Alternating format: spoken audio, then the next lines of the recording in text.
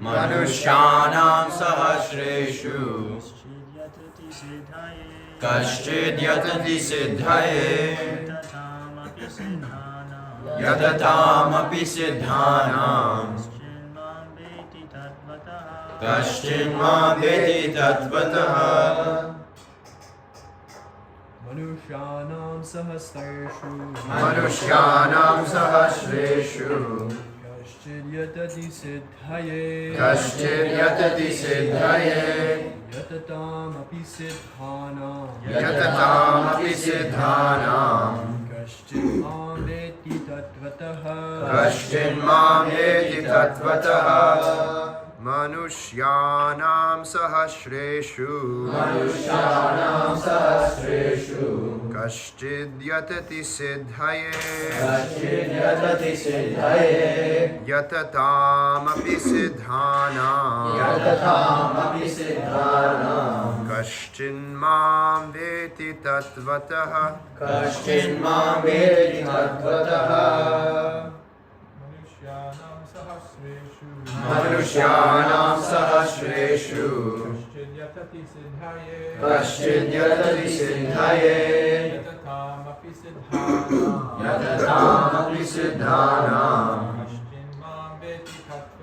Kaschid mam veti tatvatah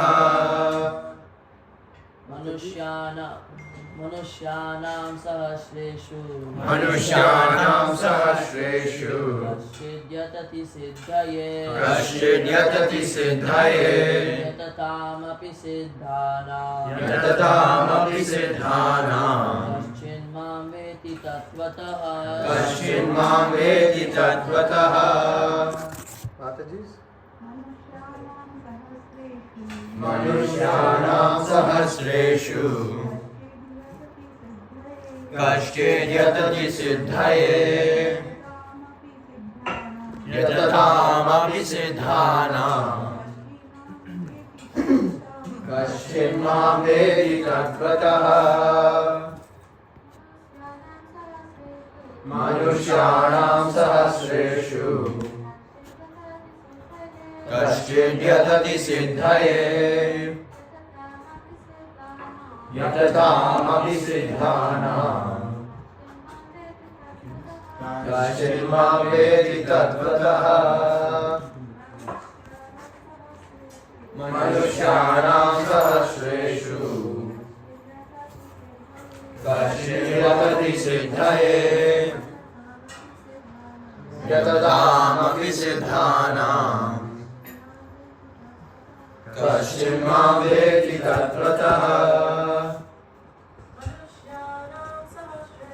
Manushyanam sahasreshu Kaschid yatati siddhaye Yatatam siddhanam Kaschid mam veti tatvatah Manushyanam Amen. Sahasreshu many thousands Kaschid someone Yatati endeavors Siddhaye for perfection Yatatam of those so endeavoring Api Siddhana of those who have achieved perfection Kaschid someone Mam me Veti does know Tatvatah fact. Translation purport by His Divine Grace A.C. Bhaktivedanta Swami Srila Prabhupada. Translation: out of many thousands among men, one may endeavor for perfection, and of those who have achieved perfection, hardly one knows me in truth. Purport: there are various grades of men, and out of many thousands, one may be sufficiently interested in transcendental realization to try to know what is the self, what is the body, and what is the absolute truth. Generally, mankind is simply engaged in the animal propensities, namely eating, sleeping, defending, and mating. And hardly anyone is interested in transcendental knowledge. The first 6 chapters of the Gita are meant for those who are interested in transcendental knowledge, in understanding the self, the super self, and the process of realization by jnana yoga, dhyana yoga, and discrimination of the self from matter. However, Krishna can be known only by persons who are in Krishna consciousness. Other transcendentalists may achieve impersonal Brahman realization, for this is easier than understanding Krishna. Krishna is the Supreme Person, but at the same time, he is beyond the knowledge of Brahman and Paramatma.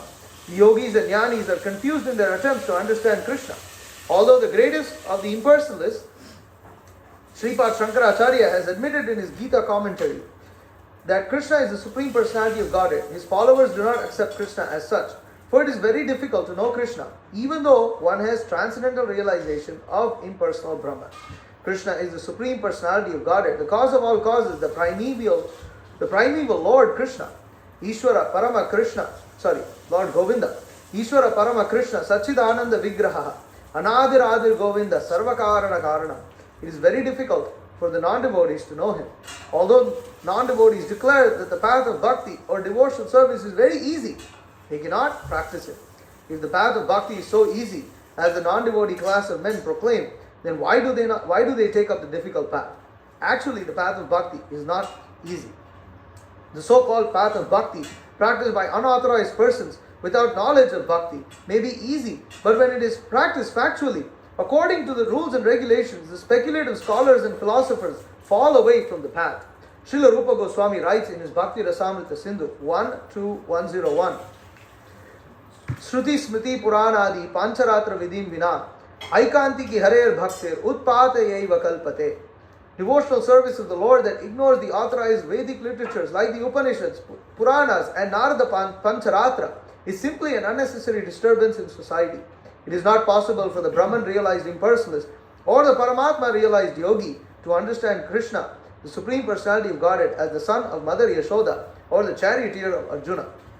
Even the great demigods are sometimes confused about Krishna. Mukhyanti yat suraya mam tu vedana kaschana.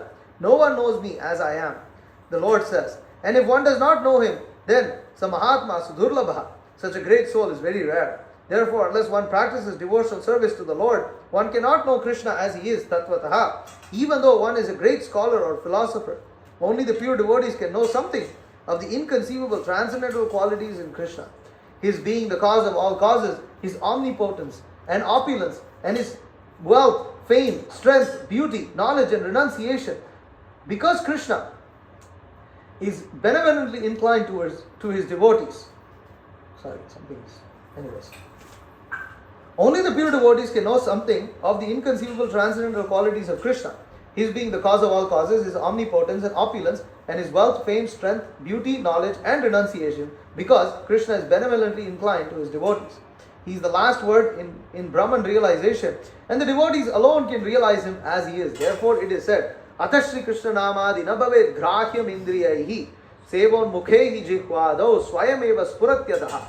No one can understand Krishna as he is by the blunt material senses, but he reveals himself to the devotees, being pleased with them for their transcendental loving service unto him. Bhakti Rasamrita Sindhu 1-234. Om Ajnanatimmirandhasya Jnananjana Shalakaya Chakshurunmilitam Yena Tasmai Shri Gurave Namaha Shri Chaitanya Manobhishtam Sthapitam Yena Bhutale Swayam Rupa Kadamakyam Dadati Supadantikam Vandeham Shri Guru Shriuta Padakamalam Shri Gurun Vaishnavamscha Shri Rupam Sagajatam Sagana Raghunathan Vitam Tam Sajivam Sadvaitam Savadhutam Parijana Saitam Krishna Chaitanya Devam Shri Radha Krishna Padam Sahagana Lalita Shri Vishakhan Vitamscha He Krishna Karuna Sindho Dinabandho Jagatpate Gopesha Gopika Kanta Radha Kanta Namosute Tapta Kanchana Gaurangi Radhe Vrindavaneshwari Vrishabhanu Sute Devi Pranamami Hari Priye Vancha Kalpatarubhyascha Kripa Sindhubhyevacha Patitanam Pavanebhyo Vaishnavebhyo Namo Namaha Jaya Shri Krishna Chaitanya Prabhu Nityananda Shri Advaita Gadadhara Shri Vasadi Gaura Bhakta Vrinda Hare Krishna Krishna Krishna Hare Hare Hare Rama Rama Rama Hare Hare Manushyanam Sahasreshu Kaschid Yatati Siddhaye Yatathamapi Siddhanam Kaschin Mam Veti Tattvataha. Of many thousands among men, one may endeavor for perfection, and of all those who have achieved perfection, hardly one knows me in truth. Vyasaya Vishnu-Rupaya Vyasa-Rupaya Vishnave Namo Vai Brahmanideye Vashishtaya Namo Namaha. Krishnaya Vasudevaya Devaki Nandanaya Nanda Gopakumaraya Govindaya Namo Namaha. Namah Pankajanabhaya, Namah Pankajamalini, Namah Pankajanetraya, Namaste Pankajangre. So, this is a famous verse in Bhagavad Gita, and this verse appears in the beginning of chapter 7. So, Krishna, after describing all the different types of yoga, he previously said, he spoke about Sankhya Yoga, Buddhi Yoga, which is devotional service. Then there is Karma Yoga, Karma Sannyasa Yoga, Jnana Yoga, Dhyana Yoga. So all these things were presented in Bhagavad Gita. Now Krishna in this 7th chapter declares who can actually understand him. And Krishna in this verse says that among many thousands of men, only actually few endeavor for perfection, and among those few, hardly one understands. He doesn't say few understand him. Among those few understand him. But it's basically hardly one knows him in truth.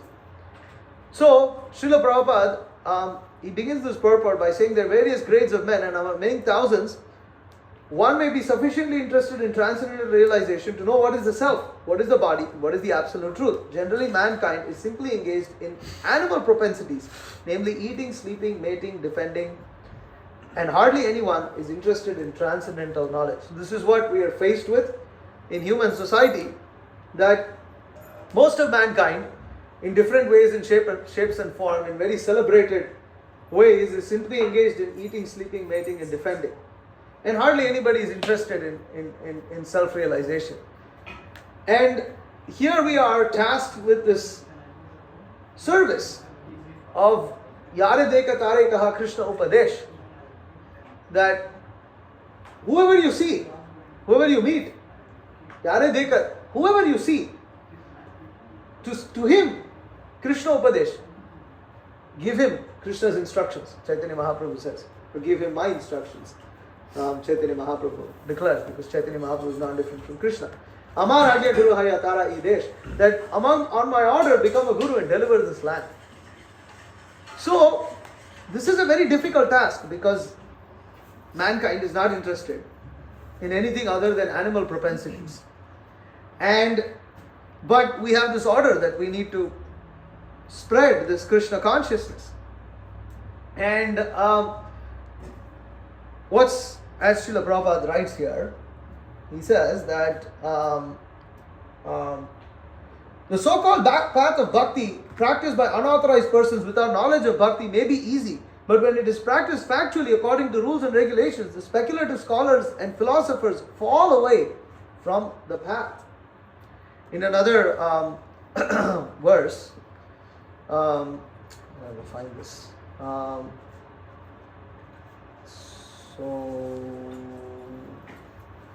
Ashraddhana Purusha. Anybody remembers the numbers? Oh, yeah, 193. I found it. Okay. Prabhupada says that is a very interesting purport. He says,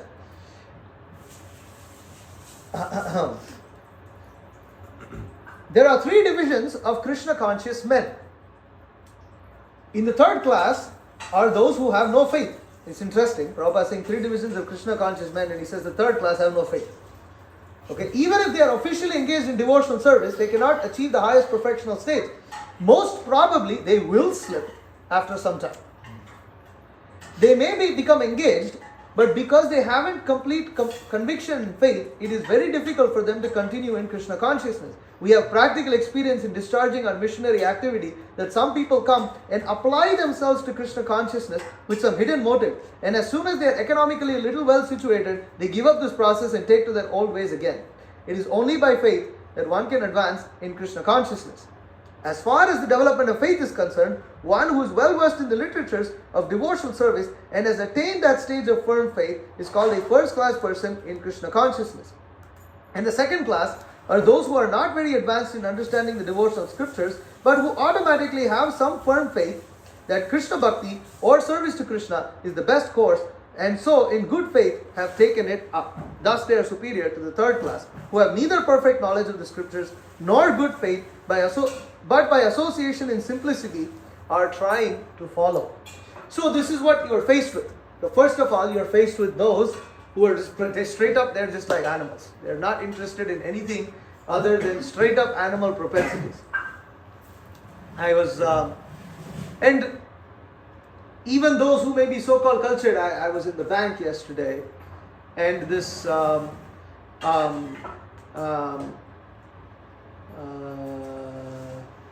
do they call them? Sardarji, what do they call them? Punjabi, but Sikh. So the Sikh person walks in, and he's obviously Mr. Singh. So the bank people address him as Mr. Singh.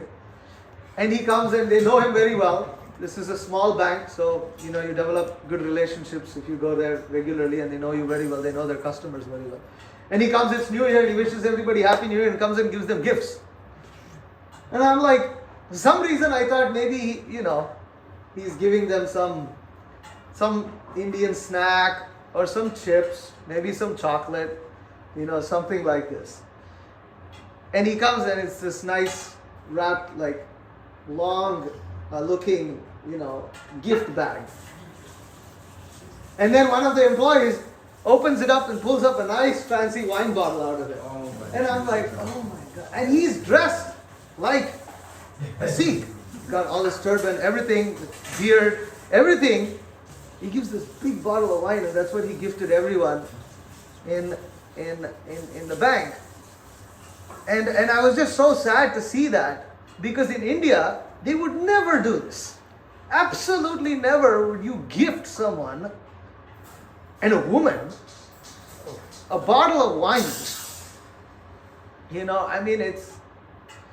It's really bad. My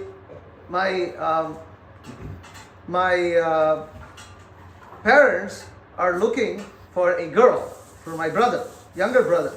And I was just talking to my mom this morning, and she was saying the biggest problem they're faced with is that they're finding it hard to find a Brahmin girl who doesn't drink. This is in India. They're searching in India. It's hard to find a Brahmin girl who doesn't at least occasionally drink. One of the girls that my brother was just in contact with says one of her favorite things is to mix drinks. That's what she likes doing. It's one of her favorite activities. Brahmins? Yeah. Brahmin girls, welcome to Kali Yuga. Kali Yuga Brahmins. So it's like, and then there are other girls who are doing all these things without the knowledge of their father, and tells it to my brother. I'm doing all this. My parents don't know anything about it. But anyways, whatever. At least you should know. And my brothers, at least she told me. So at least what if I come across a girl who doesn't tell me anything also? It's like, it's miserable. And this is the class of people that already most of mankind is engaged in animal propensities. The Shastra says of anybody who's not engaged in Krishna consciousness, anybody who's not engaged in the process of self-realization, even if they may be pious Vedic followers, they are basically just a pious version of animals. What to speak of the people of today's day and age who are worse than animals, because animals are only engaged in eating, sleeping, mating and defending. They're not engaged in intoxication. They're not engaged in gambling. What do gamble? How do the animals gamble? They cannot gamble. Yeah. So, but this is what's going on. Most of the people who win, what do people do when they win the lottery? Most of the people, they blow it. How do they blow it? They blow it on drugs, women, intoxication, completely useless things. In fact, the people who won the lottery, it's all horror stories. So many of them, completely horror stories. And there are other people who come and guilt trip them because they won the lottery and they want to extract money from them. Their lives become completely miserable. Why? Because the money wasn't earned through a righteous means. So what's going to happen? All that heavy karma that people put to get that money is now coming to you for free. That's what you won in the lottery. You won everybody else's karma. miserable. And anyways, the people are mostly miserable. And then so this is what people are naturally engaged in. I'm just trying, say that they're simply engaged in animal propensity. So when they get the chance, in Hindi they say, chance pe dance. It's so when they get the chance, immediately they become degraded. Most people are like this, and that's why most of the time, actually, from what we've seen, the best way to preach to at least the Indians in the West, and maybe even others, is to target the children. If you try to preach and you try to teach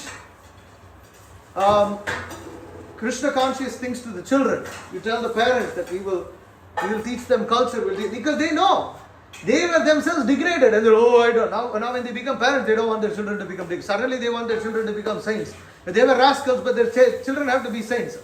What sort of philosophy is this? So if you tell them that you first become and then they become, they won't understand. Because everybody, and we see this even with parents. You see that commonly now, even among Indians. The parents want to do something rascally, so then they give their children to some daycare or something like this, or send them away, send them to their whatever, uncle's house, aunt's house, or whatever, something like this, and so that they can go and do all their nonsense. So, but children aren't fools. But what the problem here is that whenever people get a chance, they're engaged in animal propensities. And they're not interested in self-realization. And this is the class of people we are having to deal with. And then, among those who may endeavor for perfection, hardly one understands Krishna in truth. Among those who may endeavor for perfection, they get diverted through the processes of Jnana Yoga, Dhyana Yoga. They might get diverted through other things, like Prabhupada says here. The so-called path of bhakti practiced by unauthorized persons without knowledge of bhakti may be easy. And it might be tempting to also preach in this kind of way, because you can gather people. You can gather people very easily. Because people are not interested in direct Krishna consciousness. But still, we have to preach Krishna consciousness. And if you water it down, then what's the point? They won't understand Krishna. And you will lose Krishna also. This is what we see. Generally, if we adopt processes that are unauthorized, most of the time it ends up that we ourselves become bewildered. Instead of the other people learning Krishna consciousness, we ourselves become bewildered. And it's not so easy. Then yogis and jnanis are confused in their attempts to understand Krishna.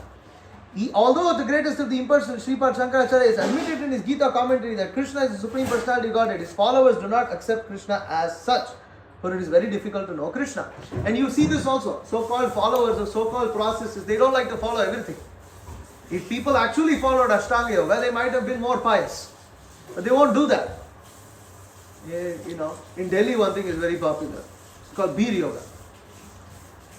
And yes, it's actually a big thing. You can Google it if you like. It's very, very, very rich people go to that. You do yoga while drinking beer. Simultaneously.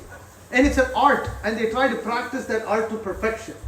And apparently through breathing techniques and this and that, they're able to drink more beer and do yoga at the same time. Some weird nonsense. So this is the kind of things that are going on in today's day and age. And you do that, you probably get a lot of people. I would expect. Might become pretty popular. Beer, wow. I can be spiritual and drink beer at the same time. And get intoxicated and look at all the beautiful women. It's just perfect. It's so... This is what is going on. People like all this kind of wishy-washy things. I was looking at, this thing with Janardhan Krishna the other day. Gem and Jam festival in Arizona. What is this Gem and Jam? It's a big mix of hogwash nonsense. They have crystals and this and that, and there's intoxication and there's music. It's just the perfect scene. It's just perfect. It's exactly what people, just some kind of trippy thing. So, as is obvious, we have to be making people interested in Krishna consciousness, and it's not so easy. In fact, it's easier to distribute books, but then once somebody is interested, or you find someone interested, to actually train him up in the process of Krishna consciousness and cultivate him in the process, it's actually very, very, very difficult. And if you start thinking too hard about it, it becomes very depressing. It's what you kind of tend to realize. And what becomes even more depressing is when you understand what problems that so-called fixed devotees go through, then that becomes even more depressing. It's like, my God, after they become devotees also the problem doesn't stop. It's like it's a whole set of other things that come. Still, if you don't spread Krishna consciousness, what is the point? Why? What is the point? Because ultimately, what is the purpose of us practicing Krishna consciousness? Those who are sincere followers of Lord Chaitanya will recognize what is the purpose of us practicing Krishna consciousness. What is the purpose of devotional service? To develop love for Krishna. Yes, that is the purpose. Yes, that is the goal. But what does that mean? To engage others in Krishna service. Please Krishna. To please Krishna. You can't love someone if you don't please them. And we have to understand that actually, when it said that Desha Kala Niyam Nahi Nahe Sthan Sthan, in this process of Krishna consciousness, when you have to perform the Sankirtan Yajna, there are no rules and regulations. What does that mean? That means that you can literally do this. Like we came here, we gathered. You don't need to be a Brahmin to do this. Maharaj was explaining this recently in a class. He was saying how, if you want to do a yajna, you have to fast. You can't take prasada.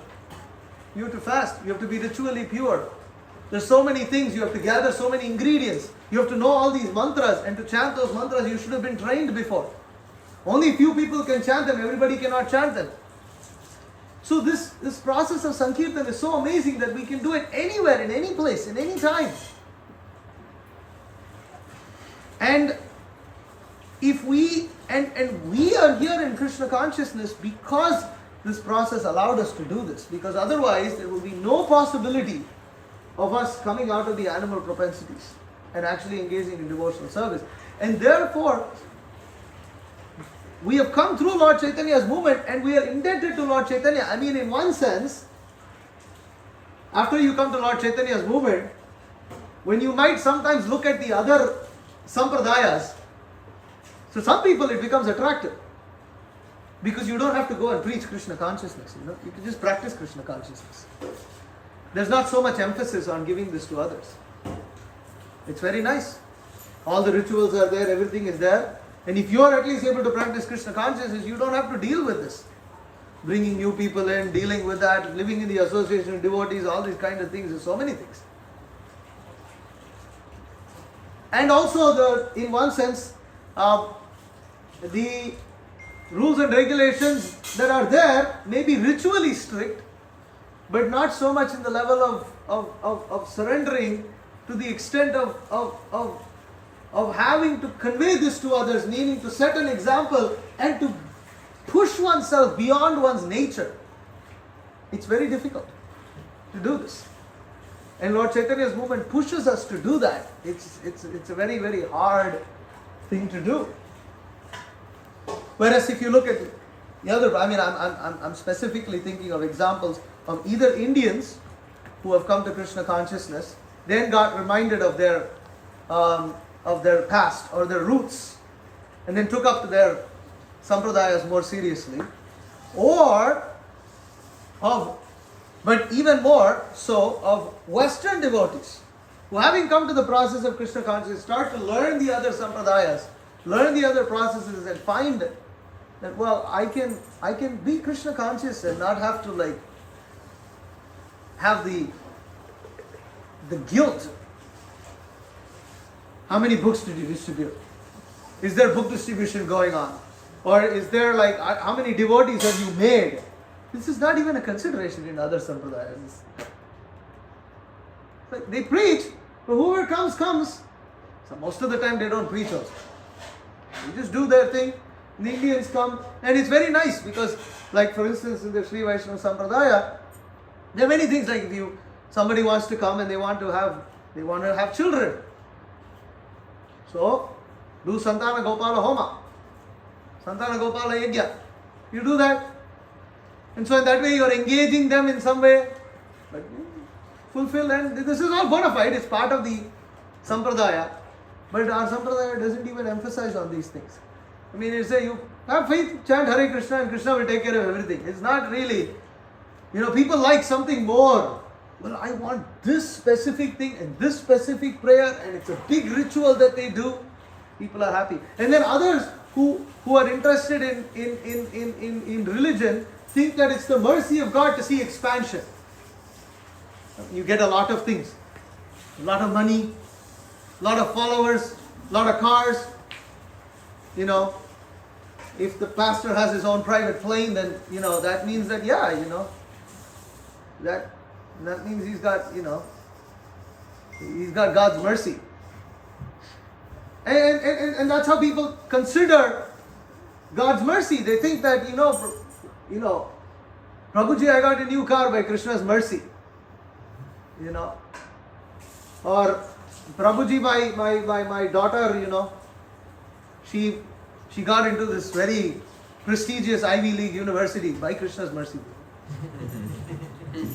No, but this is what people want. And in the other sampradayas, it's not that you have to hear your acharya constantly beating and bashing, all these ideas. You hear Prabhupada's lecture, he constantly goes at this. He constantly pushes people. We should smash the scientists, thrash the scientists. Who talks about the scientists in the other sampradayas? Do they even care? No. I'm reading Harishwari Prabhu's Transcendental. So much Prabhupada just keeps going at these, these scientists. So you don't have to talk about all that. But you can still worship Krishna. And it's nice. But if it weren't for Srila Prabhupada, if it weren't for this Lord Chaitanya, if it weren't for all those unpleasant things that we don't like, or some people may not like, hopefully not us, that Srila Prabhupada did, we would not be here. We would have no clue about anything. Absolutely nothing. Because you cannot relate. You can't. It's just, there's no impetus. One of the, they openly say, the other sampradayas openly say, people when they become pious, automatically they come. Yesham tvantagatam papam, jananam punya karmanam, te tvanta mohanir mukta, bhajante mam dhrida vrataha. Krishna says it in Bhagavad Gita. Yesham tvantagatam papam. After many lifetimes of doing pious activities, and when they have completely eradicated their sinful nature, then bhajante mam dhrida vrataha. Then they worship me. Until that point of time, what is the point? So engage them in pious activities. It's their philosophy in one sense is backed by Bhagavad Gita. But Lord Chaitanya's movement is different. Lord Chaitanya, in the mood of Srimati Radharani, doesn't want to wait for conditioned living entities to go through millions of lives to come to this process. And they give the process of surrender. And it's hard enough for us to follow the process of surrender, but actually following the process of surrender comes when we try to teach others that process of surrender. And so that's the difficult task that we are faced with. And as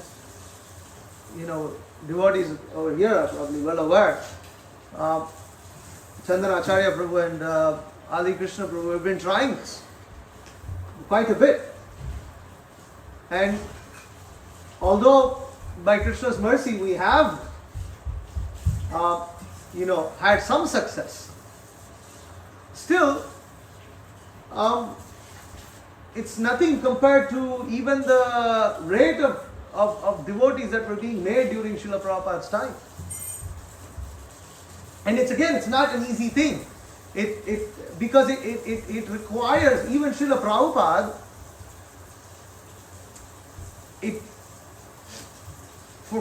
this is pure devotee, Acharya, Srila Prabhupada, eternal associate of Lord Krishna.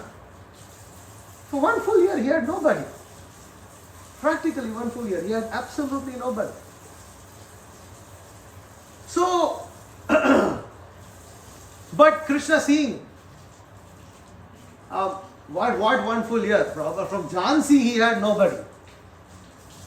In Delhi he had nobody. So Prabhupada was trying for years and everybody was criticizing him. But then Srila Prabhupada, when he came to the West, because he was trying to fulfill the order of his spiritual master, and again, it wasn't that Srila Prabhupada was reluctant to move to the West. It just takes time for such an event to actually happen. Krishna is Kalaha. Things happen on his time. Why he does certain things, we will not understand until it actually happens, and later we will, yes, that was perfect. Because all that just served to increase Srila Prabhupada's glory of what he did. In spite of that, you believe it, in spite of all of this, there are people who don't have faith in Srila Prabhupada or his methods or his process or whatever. In spite of all of this. How much more can Krishna prove with one personality? So, Krishna has his reasons. But even in India, until this whole youth preaching started really taking off, the temples were not doing so well. Even their congregational preaching wasn't doing so well. This is a historical fact, up till about the early 90s, mid 90s, the movement in India was struggling, and in most places it was struggling up till the late 90s. Some progress was happening, but it wasn't to this extent. But then, when youth preaching took off by Radhesham Prabhu, he pioneered this. And he came up with this whole process whereby somehow he would attract the students with different things like, whatever, time management or something like this. But then he managed to develop a process whereby he was able to make people Krishna conscious, and very quickly they go up. It's just maybe the first program is something, and it's always only, it wasn't something like doing yoga or something, but it was like giving them some classes or something like this. And very quickly he was able to bring them up. And then other temples, seeing that model, took it up, and preaching spread like wildfire. And it's continuing till this day. And it brings just so much life. It brings so much life, and interestingly, automatically congregational preaching also expands. You see that in these temples. Where they weren't making brahmacharis, they struggle to make congregation also. And then when they make brahmacharis, somehow the congregation also shows up. Very interesting phenomenon, at least in India. Now it may be different in the West. But the point is, Srila Prabhupada also makes this, Avadut sent all these nice quotes, but Prabhupada says in one of those quotes, I'm trying to pull it up, that the youth is the hope of our, what is that? Ashram. Yeah, I'm pulling it up. Yeah, he says that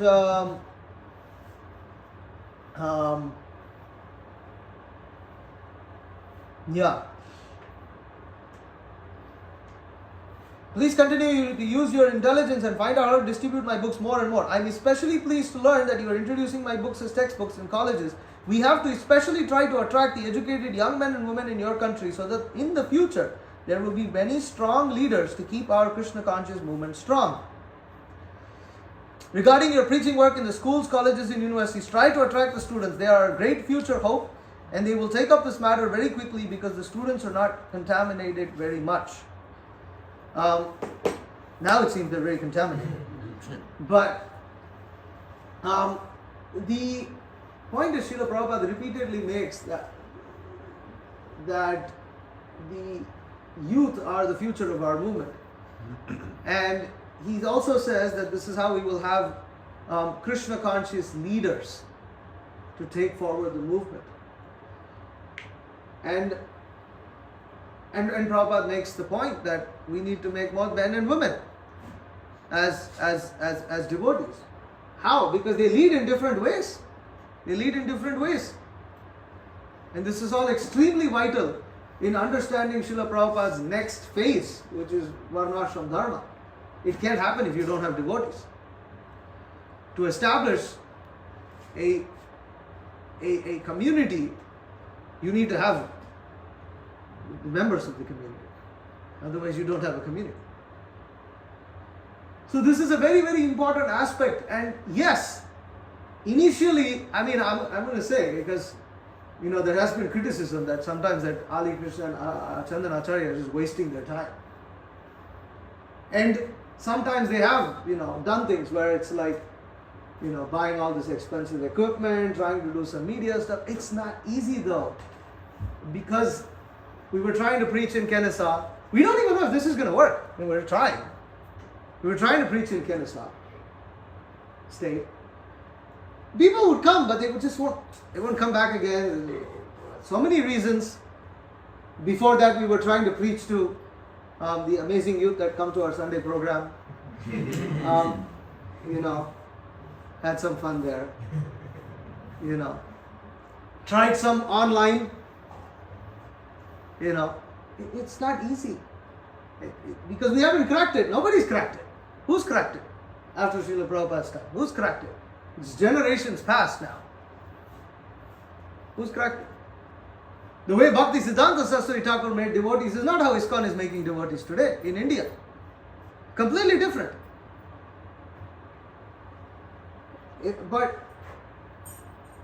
But we need to have this kind of a we need to try, and those who are trying it look like a waste time. I can tell you this for a fact. In India, the Youth Preaching Center doesn't make devotees in the first 6 years.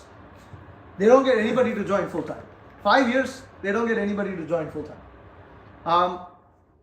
Because they don't want to ruin the college preaching. So they make sure they complete their university or college.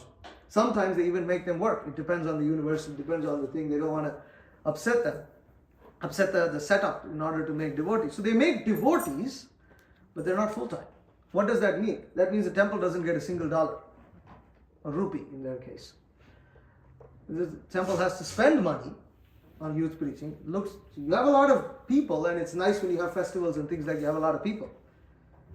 But they don't become full time. And nobody in India would have done this if Radheshyam Prabhu didn't show that it's possible to do it. That we spend all this money, but then you make the devotees. And then you get a lot of devotees, and then your whole preaching expands, and then everything expands, and then it seems like, oh, this is a worthwhile investment. But nobody would have taken that, nobody would have had the guts to do that. Radheshyam Prabhu was very kindly facilitated by his spiritual master, Radhanath Maharaj, and all glories to them for doing that. It requires vision and courage. And definitely, go ask Radheshyam Prabhu, he must have gotten discouraged. How is it not possible? Prabhupada got discouraged. How is it not possible? Anything that's pioneering will look like a waste of time initially. That's the nature. But we are devotees. So ultimately, we have faith that Krishna will come through. Otherwise, why are we devoted? Therefore faith.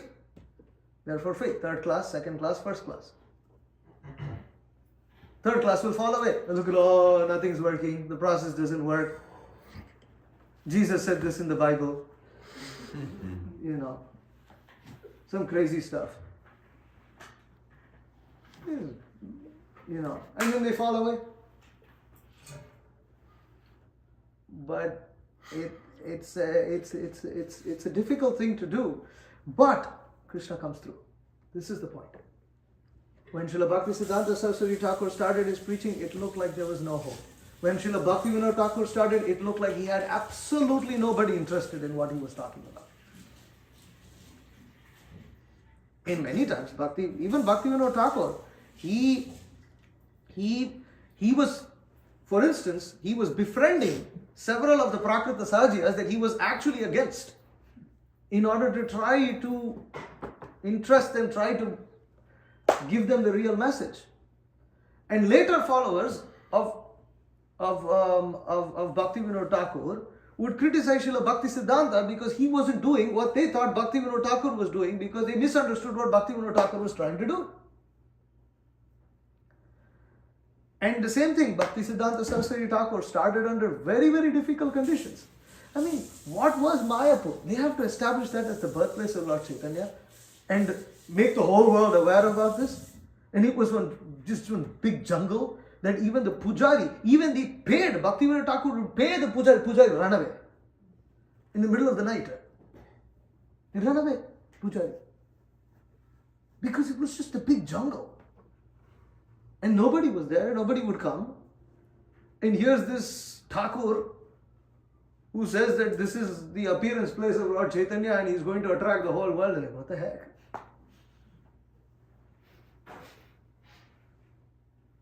So, you see, the third class person, he paid also, he ran away. So, it's a difficult thing to preach Krishna consciousness. But, ultimately, Krishna is Supreme Personality of Godhead. And there are people who are interested. Krishna seated as Paramatma within the heart will guide these souls to us and will guide us to them and will guide us to figure out the means to get them also. This is the process of Krishna consciousness, and it's worth dying trying this. Otherwise, what is the use? Because if we die trying this, at least we pleased Krishna. At least we pleased our spiritual master. But in most cases, you will see that actually Krishna comes through. Towards the end of the call with Guru Maharaj, the marathon call, devotees from China, our guard siblings who are preaching in China, they came on the call. So hard what they are doing, so hard what they are trying to do. Very dangerous. There are cameras everywhere. Even as this devotee is speaking, there's a camera right behind him. As he's speaking, like, my God, there's cameras everywhere. And trying to give people Prabhupada's books. Such a dangerous thing. So, but that's how the communist wall fell, and it will fall in China also. And when that falls, China is going to be such a ripe place for preaching Krishna consciousness. It's going to be that explosion that devotees saw in Europe when the red curtain fell. Same with Russia. That will happen in China.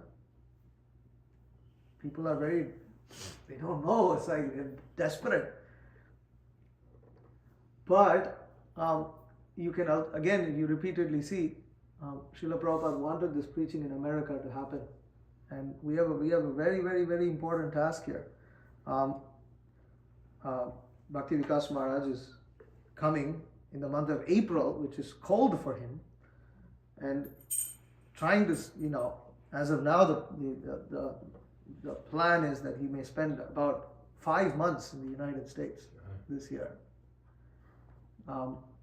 Why? Because he wants to give importance and push on the movement here, because it's much needed, and it will help greatly benefit the whole world. The whole Krishna conscious movement will get benefited. So we have a big task here, and this youth preaching center is a humble attempt in that regard. It's hard, we need to do this to establish Varnashram Dharma, because Varnashram Dharma is Krishna's bridge preaching method, where you can attract people with other things, but you attract them to the culture of Krishna consciousness, and you give them knowledge of the culture of Krishna consciousness, and thereby you attract them towards Krishna consciousness. And that doesn't water down the philosophy. But right now, until we actually are able to do that, we are faced with this really difficult task. In order to do that, we need to make devotees. But it's hard to make devotees by directly preaching Krishna consciousness. But still, we have a lot of hope, because it seems to us that it's not so much, people think that it's about the yoga, it's about the doing all the sound bowls, or whatever, sound path, whatever they do, and all this kind of stuff is what attracts people, but it seems to be more of the environment. So we'll see. We've come to a place where there are students, and it's more or less a university town, and hopefully this will be easier. We were struggling in Kennesaw because people live everywhere else, and it was difficult to get them, but here, if we are able to create a devotee, dorm, then this can become pretty big. So, we request the prayers and blessings of all the devotees that this endeavor be successful. This is a very serious attempt, but the omens are nice. The omens are good. We had a very nice email from Patita Pavan Prabhu about the opening of this center, because we asked him for a good time to open this, and he writes, what great news to hear by the grace of Srila Prabhupada. Apparently Srila Prabhupada has empowered you, because you are constantly moving his movement forward, just as his divine grace used to do at every second of his day. This is his direct blessings upon your Sangha. Tomorrow, 4 January 2025, there in Athens is the perfect time to set up. Devotees can enter the house very early and immediately go around each room with burning incense to clear out any lingering bhutas. Means ghosts. First entry of the house on Jan 4 can be before 6 a.m. An excellent time to enter would be between 5:03 a.m. and 5:13 a.m. After 4:15 a.m. and before 6 a.m. is suitable, but the best is between 5:03 a.m. and 5:13 a.m. To confirm, this is early in the morning. This muhurta will do the trick. It will attract friends, will protect the location, will attract wealth, will be excellent for preaching with receptive ears of students, and will develop into the dormitory that you conceive of materializing, and will make devotee sadhus. It will turn the house into an ashram, place of pilgrimage. At the time given above, the moon will be in the auspicious waxing phase. Tomorrow, 4 Jan, will have the auspicious Panchami Tithi, which gives full benefits or good effects similar to the full moon Purnima Tithi. The nakshatra is Shatabhisha, the boatman. So this is the transcendental boat to row the students into the sphere of spiritualizing whatever they are learning at college. Shatabhisha is also known as the 100 Physicians, a constellation of 100 faint stars. So the resident devotees there are doctors of the transcendental sort. Prabhupada was advised by many to open a hospital, and his response was that he wanted to open hospitals that cure death. So your house will be the eternal cure for birth and death, the disease of samsara. Tomorrow there will be a huge Raja Yoga in the House of Happiness. In fact, you will be able to see it in the sky after sunset if you get a clear sky. The waxing moon, diamond-like bright Venus, and bluish Saturn all together in the western sky after sunset. The waxing moon conjoined Venus and Saturn makes a great yoga. Then at the time I've given for entry, this auspicious conjunction will happen in the 4th house of home and happiness. This is the yoga for a genuine ashram. For sadhus, we respect Shanidev as the lord of yogi and saints. His conjunction with Venus and the moon gives austerity and gravity of the mind that is deeply philosophical. Since Mars will be debilitated for several more months, this yoga cancels the debility of Mars at the time I've given above. So be sure to not miss it, and devotees must get there early. Anyways, and then he speaks about how we should have an Arti Kirtan, and then ends his letter. So, the aspect of knowledge is important, because ultimately in this particular process of Bhagavat Marg, the process of Shravan Kirtan is extremely important, and that's what we have to engage people in. We have to give them transcendental knowledge, and this Sahasreshu ratio gets very, very, very, very difficult, because ultimately those who have faith come with faith because of two reasons. One is they come because of transcendental knowledge. By gaining transcendental knowledge, they have become fixed up in their faith. Second is by simplicity. That simplicity doesn't exist most of the time in the West. People don't have that pious nature to come just like that. They don't know what they're doing, but they know it's good. That's very, very, very rare. So we have to interest people in knowledge, and most people are dull like anything. They're not interested in knowledge, and they think they're very intelligent, but most of them are very, very, very dumb. So, therefore, this is a very, very difficult task, but we are seeking the blessings of all the devotees.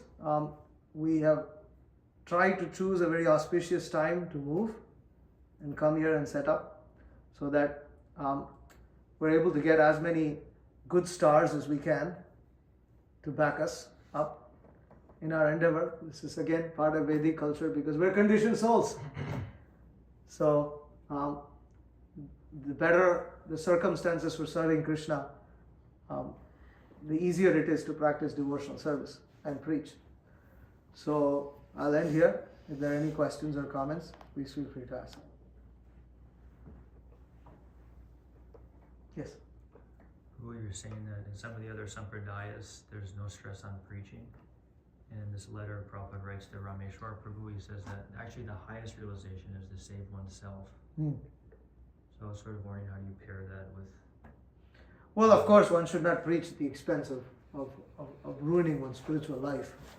So they don't contradict each other.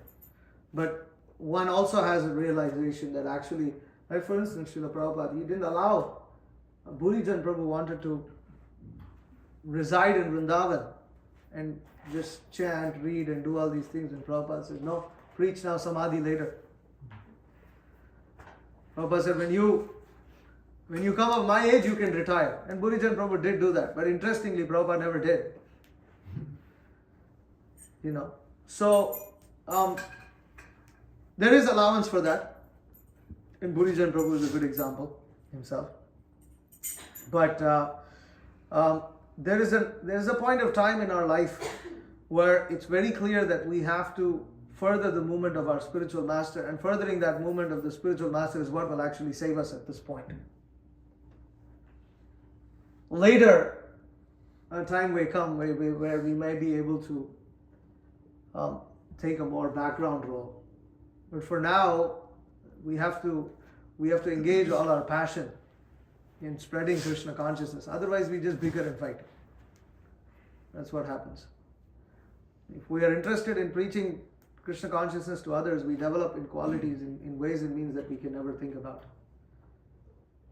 So, yeah. Anything else?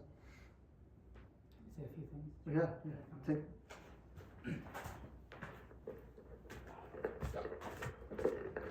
I'm gonna try not to cry. So, anyways, like he's saying, it's like a very difficult endeavor. And I mean, I've been serving under him for 5 years now, and I'll continue to. But so stupid. Okay, you can skip this drama. I don't know what to say. Problem solved. Alright, we gotta be a man, okay? So, anyways, I can't imagine serving under anyone else. As soon as I came in New York,